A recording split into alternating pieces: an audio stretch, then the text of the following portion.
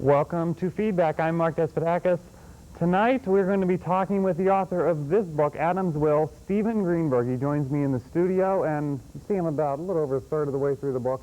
Very good book. I recommend it to you. We're going to be talking with him coming up tonight on Feedback.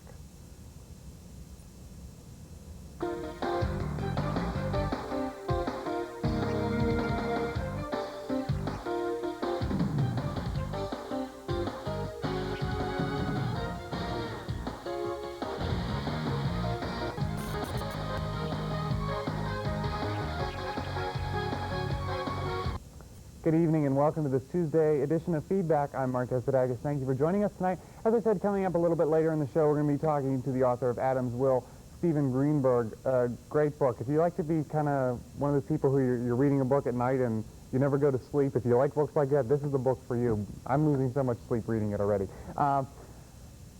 But that's coming up in the next segment. As per the norm here in my first segment, we kind of take an issue and explore it a little further. Tonight's issue, Britain's foot and mouth disease epidemic is spreading further. You may have heard about this. Started a couple weeks ago in England. We started hearing about, well, apparently it's spreading further. 9 new cases of the livestock virus were reported yesterday, Monday, including an outbreak in the region of West Midlands, Central England. Still, British officials insist the disease is under control. CNN's Walter Rogers has more on the story.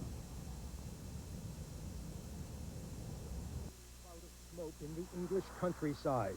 Not a brush fire nor burning garbage, but the continuing cremation of British livestock as the 3-week-long outbreak of foot and mouth disease continues unabated. The government insists it is under control, but Agriculture Minister Nicholas Brown seemed more subdued and less convincing today. That we have it under control. What I cannot say with certainty is how many cases are incubating or where they will emerge. The viral outbreak that has infected over 114,000 sheep, cattle, and pigs was today discovered in at least 2 more English counties. Even an organic farm in Devon was hit, prompting the farmer, Trevor Cleage, to challenge his government's claim that foot and mouth disease is under control. I've been annoyed to hear that Nick Brown is saying that everything on the ground is organised and under control, when it's patently obvious that it's not. British farmers are increasingly anxious because the destruction of the infected carcasses is moving slowly. It's estimated upwards of 30,000 dead animals may be lying in fields. Some carcasses have been loaded on sealed trucks to be disposed of at a rendering plant, but there have been calls for the army to help with the process. Once they are killed, we must try and speed up the removal of the carcasses or the cremation of them, and that requires more vehicles, more bodies, more manpower.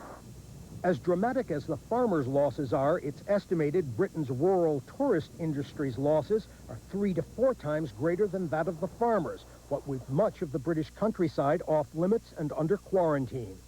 As foot and mouth has developed and more areas have become restricted, then it's become obvious to people that have hotels, cottages, who offer tours to those areas that they can't offer those same services, and therefore people are cancelling their trips, and it is having a huge effect on tourism.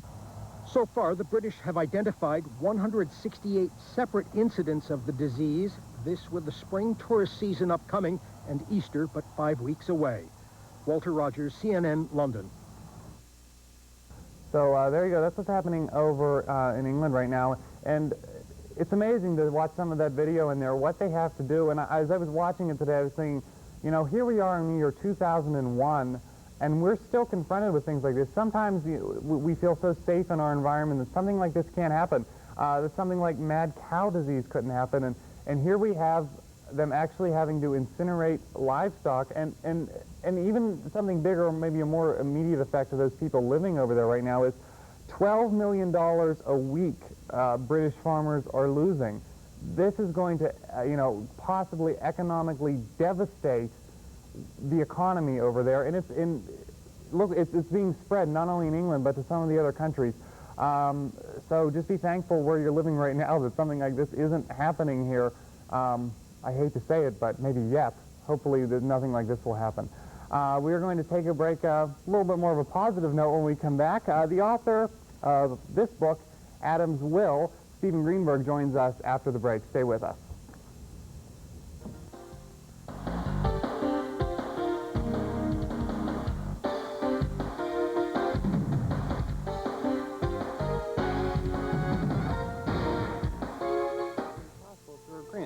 Clarion Hospital. Clarion Hospital is located off of Exit 9 of Interstate 80. Clarion Hospital offers outpatient services, transitional care, as well as an emergency room open around the clock every day of the year. More than 400 employees and 80 physicians work to serve the community. Call the Clarion Hospital at 226-9500. Clarion Hospital, providing health care to Clarion County and surrounding communities since 1954.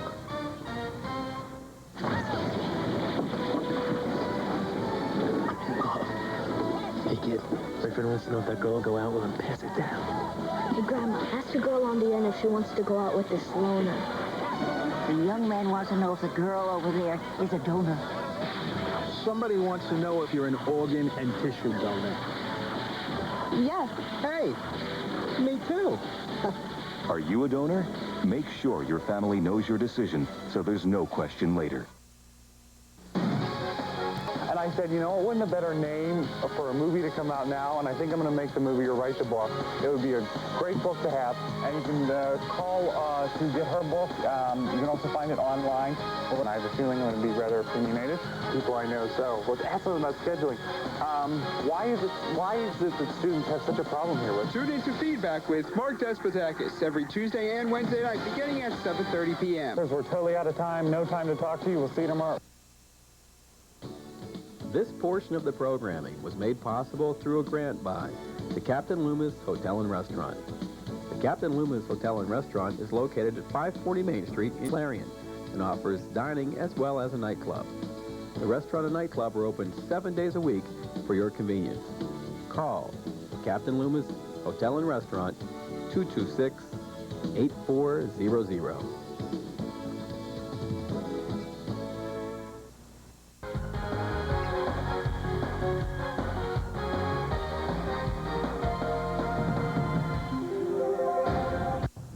Welcome back to Feedback. I'm Mark Despotakis, and sometimes I tell you, maybe the books that I'm in the midst of reading. Well, here's what I'm reading now. Adam's Will by Stephen Greenberg. It's actually Dr. Stephen Greenberg. He joins us here in the studio today, and like I said, I may be a third of the way into this book, and it is an excellent book. It's one of these ones I'm staying up all night trying to see what happens next. Stephen, thank you for joining us. Thank you, Mark. Let's start out with, give us a quick synopsis of the book. I know that might be kind of difficult because it's kind of an intricate book, but give us the Reader's Digest version, maybe. But don't tell me anything I don't know. Okay, no, I can't. Well, actually, it's about this epidemic of hoof and mouth disease. It starts with a premise that a physician in a small town, it actually takes place in an area very much like our area, although it's not specifically referred to as one of our towns. A physician has been tending an old man who has been in poor health. No one in the area knows very much about this man. And the man at the very beginning of the book dies. The physician, when he's called over to fill out whatever papers are necessary to fill out for the old man's demise, finds that he has been named executor of the man's estate. Of course, he doesn't want to get involved in this, but he's sort of drawn into it. And he's sucked into this sort of vortex of events that he has no control over, and actually drawn into a situation where he's confronted with some really awful things that may and do happen to him. So it's based on that premise, and I can't really tell much more than that because to do that would reveal the real crucial part of the plot. Which is, You'll get to it, chapter 15. I said I just finished, I think I just finished chapter 9, so right. I'll probably, now that you tell me that, I'll probably be up reading it tonight. 15 to 1, right? Maybe I was a little remiss in saying this in the beginning. You are the founder of the Laurel Eye Clinic and an ophthalmologist there, which is based out in Brookville, right? But there are a couple of them in the area. Yeah, well, we have, I lose track. I started the practice many years ago, and we have 11 offices now, and I don't know, 14 doctors, something like that. So it's a pretty big practice. But I don't pay a lot of attention to it anymore. I write most of the time. Yeah, that was my next question. Yeah. Where did this come out of? I mean, all of a sudden, you're, okay, I'm a doctor, and I'm an ophthalmologist. I've always been a writer that had to be a doctor. I became a doctor under duress. but I've always, my skill and my talent in school was always in writing. Unfortunately, it's not, the vocation of being an impoverished author isn't an attractive one. So I thought, do well in medicine and you know, make your mark, and then you can do what you want, and this is what I've always wanted to do. Now, you're talking about the book here, there's this old man that this doctor was treating, and he finds that, you know, he's in charge of some things in his estate. Is this something that maybe it's happened to you, or have you heard about something like this ever happen? No, everybody asks me that. My practice is basically eye surgery. People come to me, they say, my eye's broken, fix it, and I fix it, and that's it. So I don't have a lot of long-term contact with the patients. So, but this is the sort of thing that some of my colleagues have. And this particular incident doesn't derive from anything. It's strictly from my imagination. Okay. So I presume that being a doctor aided in this. How did it help you in writing this book? It helped only in that this was a very easy book to write. Your first novel should be something that comes to you easily without much effort. And basically that's what happened with this book. It just wrote itself. I sat down at the word processor and the book came out about a year later. My subsequent books, I promise, except in one situation, I have one more medical book in me, but all my other books will not have anything to do with, and this doesn't really have to do with medicine. The protagonist happens to be a physician, but that's not important to the plot in any way. It was just a convenience for me because I know a doctor's day-to-day life, and it was easy without doing any research for me to write that part. Now, in a doctor's day-to-day life, most doctors' day-to-day life doesn't include writing almost 400-page or whatever it is, novel. Right. How did you fit this in while being able to continue being a doctor? Oh, it came first. Oh, no. This came first. Well, no, I mean, I have, my practice is such that I have a lot of people working with me and for me, and they're able to take care of a lot of the patients. And the ones that finally wind up getting to me are the kind of the basket case eyes, and that, after you do it for 20-some years, it's not that difficult. You know how to fix things in a relatively short period of time. Interesting. Well, interesting, we almost had to postpone the interview today because you had to do some emergency surgery. 2 or 3 retinal detachments. So was that one chapter you're a little behind now? No. I made the interview. So, working on another book, I guess you're always working, or? Yeah, as soon as I finish this one, I'll start the next one. Wow. This one's got about 2 chapters to go. Wow. So, okay, well, we're going to take a break here. When we come back, I want to talk a little bit about kind of the process involved in writing a book. I was telling you that, you know, we talk to authors here a lot, but what actually goes into it? So we're going to talk about that when we come back. We'll be back right after this on Feedback.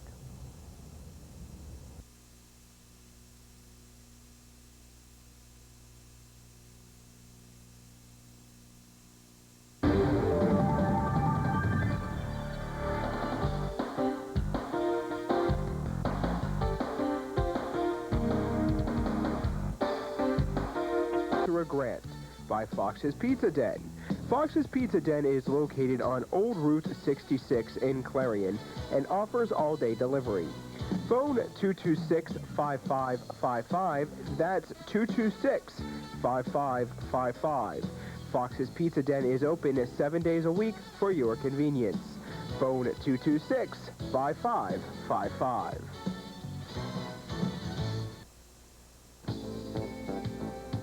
This portion of the programming was made possible through a grant by the Carpet Barn. The Carpet Barn is located at 470 South 5th Avenue in Clarion. The Carpet Barn is open Monday through Saturday for all your carpet needs. So call the Carpet Barn, 226-7332.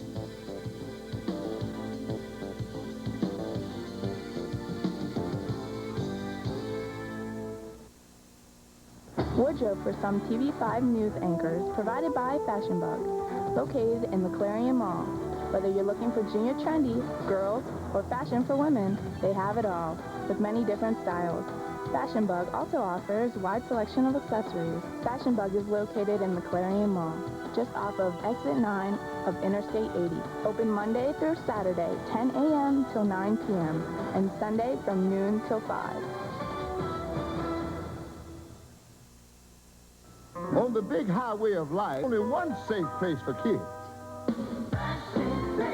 The front seat's not the place to drop out. Don't want that big old bag to pop out. Put that booties in the back seat now.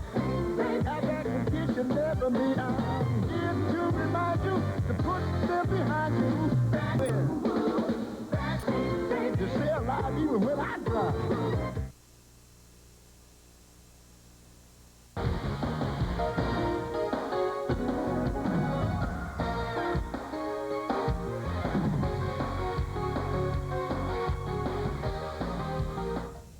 Welcome back to Feedback. I'm Mark Despotakis. In this segment, and last segment too, we're talking with Stephen Greenberg, the author of this book, Adam's Will. Now, if you recognize him, he may have operated on your eyes at some point in your life. He is from the ophthalmologist out at the Laurel Eye Clinic in Brookville. During the break here, we were just talking about how wonderful of a town Clarion is. It's one of these great small northwestern Pennsylvania towns. Well, that's kind of what's mimicked here in Adam's Will, but as I understand, it's kind of modeled after Brookville. Yeah, I guess it's an amalgam of all the little towns around here. There isn't that much difference between them. You take a town of 5,000 or 10,000 people, and they pretty much fit into the same pattern.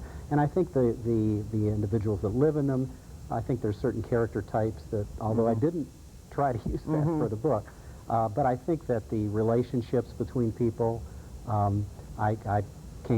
was born and brought up in a city, and the way of life is much different, and I tried to show that in the book. For those city slickers that read the book, they'll see how we live out here now. Yeah, now, from what I understand, now you say you were born in a big city and you've traveled all over the world, right, but yet you're still living down Interstate 80 in Brookville. Right. Why? I don't know. Car broke down. Well, I mean, I started my practice there, and it's a wonderful practice, a wonderful place to live, and my wife and I travel a lot. And as long as we can travel, I think this area is a wonderful place to come home to. I mean, your car is there after you park it. Some people leave the keys in it. It's, right. You know, it's a nice place. But before the break, we were talking about kind of how you put the book first over your practice at some points, or at least it was not necessarily, but I was telling you, so often in being the position that I'm in, a lot of authors contact me and want to be on the show, want their books want me to do a review of their book or interview them, and they send me the books. I have more books than I'll ever have time to read, or that probably I'll ever want to read, because some of these books are just deplorable, and I'm thinking, how, that's these people's lives. Now, this is not your life. Well, it's, it's not what your first thing is. Right.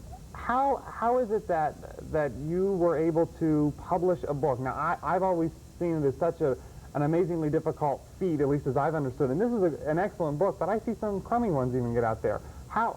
Maybe take us through your process. Well, I mean, if the crummy ones get published, then the good ones for sure will. But I had a lot of interest in it when I had an agent, of course, and the agent is the one that shops it around, and it gets picked up if enough, I mean, if you're going to get published if the book is good. If the book isn't good, they're going to send it back to you, and then you can rewrite it. But this one got picked up. A lot of things go into doing a book. Creativity, of course, good writing, but you also have to know about the subject at hand, and even though this one is kind of medical, I mean, there's still some other things thrown into there that the average person isn't going to know. How did you research the book? Everybody asks me that question, and I'll tell you, I'm very, very lazy, and I hate doing research. So I just use my imagination. And for some reason, it seems to have been on in most cases, because the people who read it, who know a little bit about things that I don't know about, seem to think that it seems accurate. But it's all strictly from my imagination. There's absolutely no research in there. Wow. Well, it certainly comes across as amazing. A good imagination. Good imagination is right. Okay, so you said that you started out knowing that writing someday you really wanted to write. What influenced you in your life to say that wow, I really want to write? I think it's a fascinating thing. I don't know. I mean, I think that people have certain this the old thing versus nature versus nurture. I think people have certain innate qualities, and I think if I have any talent in my body, it's for writing. I mean, I've done well with eye surgery and other things, but that's something I learned. But writing, I just always seemed to be able to do that. And I always, you know, when I was in school, my writing really was the thing that always got me honors in a course, or I never had any problem with it. And my preceptors and my teachers in school always encouraged me to go into writing, some kind of writing. But again, I didn't want to be an impoverished writer. Right. And I didn't think I'd be an impoverished physician, so. Right. Fairly true. You know, some teachers helped you along the way, of course. I think everyone can say that. Right. But let's say right now someone at home is watching and they're saying, yeah, I want to write someday. What advice do you have for those people who are saying, yeah, I think I want to be the next author that you see when you walk in the world? You've got to read everything. You have to read everything. It's something that Hemingway wrote in one of his books. He said a good author should know as nearly everything as possible. Shouldn't show it, though. He said you should know everything, but not necessarily wear it on your sleeve.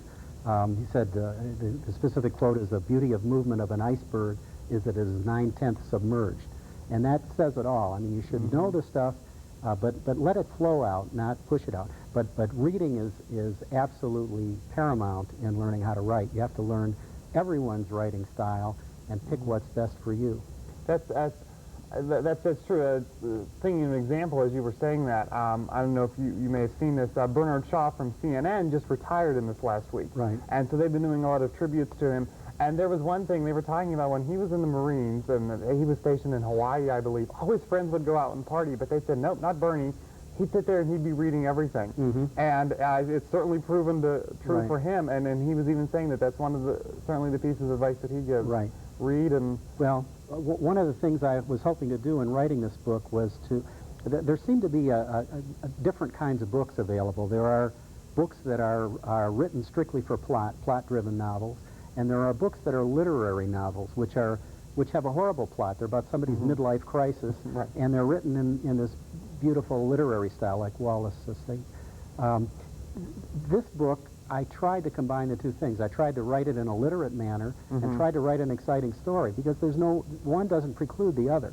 And you know, so far it seems to have been successful. This is certainly an exciting story. We're running out of time here. Tell us, where can we find the book? Well, it's on Amazon.com, of course.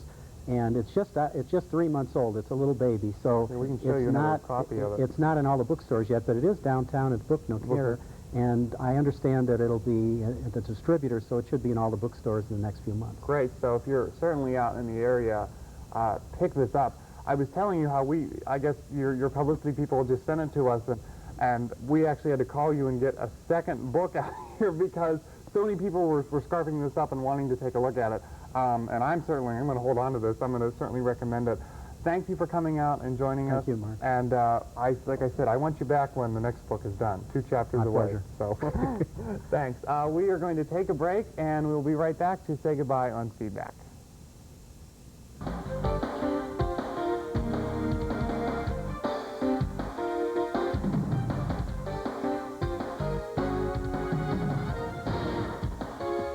It may not look like it, but you're watching the future of the Earth pass by.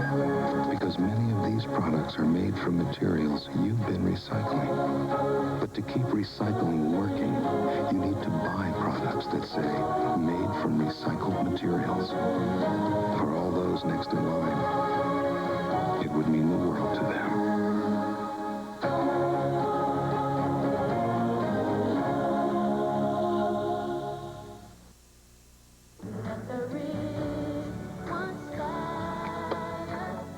Hi, everybody. I'm Brandy. How would you like to give hope to millions of the world's children? UNICEF, the United Nations Children's Fund, is saving lives in over 140 countries by providing kids with medicine, clean water, nutrition, and education. With your help, UNICEF can make a huge difference in our world. For more information, call 1-800-FOR-KIDS. Thank you.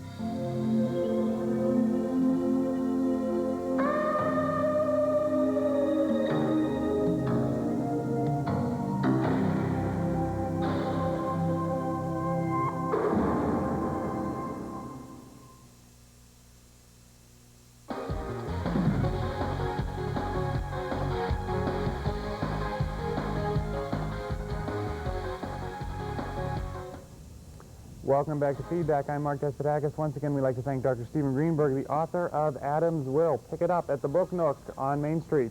It's an excellent book. Tomorrow night, join us. Clarion University President Dr. Diane Reinhardt joining us at 7:30 on this very program. Stay tuned. The news with Amanda Miller and Susan Honorat is coming up next. Thank you for joining us. Have a very good week. We will see you back here tomorrow night.